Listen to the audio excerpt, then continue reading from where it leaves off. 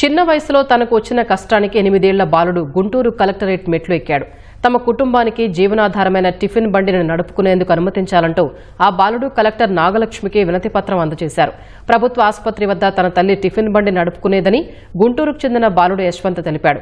కొన్ని రోజుల క్రితం ఆ బండిని తొలగించారని, మళ్లీ టిఫిన్ బండి పెట్టుకునేందుకు అనుమతివ్వాలని కోరాడు.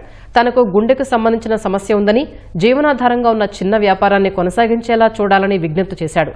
స్పందించిన కలెక్టర్ అధికారులతో మాట్లాడి సమస్య పరిష్కరించాలని ఆదేశించారు.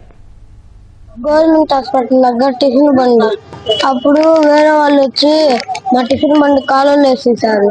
అందుకని మా అమ్మ చాలాసార్లు తిరిగింది ఆ ఆఫీస్ దగ్గరికి పెట్టుకొని. ఎట్లా మా అమ్మ మళ్ళీ చచ్చిపోదాం పట్టు అంటున్నారు. గుండెల్లో బాగోలా చిన్నప్పటి నుంచి. అందుకని దానికి 10,000 అవుతాయంట. అందుకని నా కోసం తరబడుతుంది.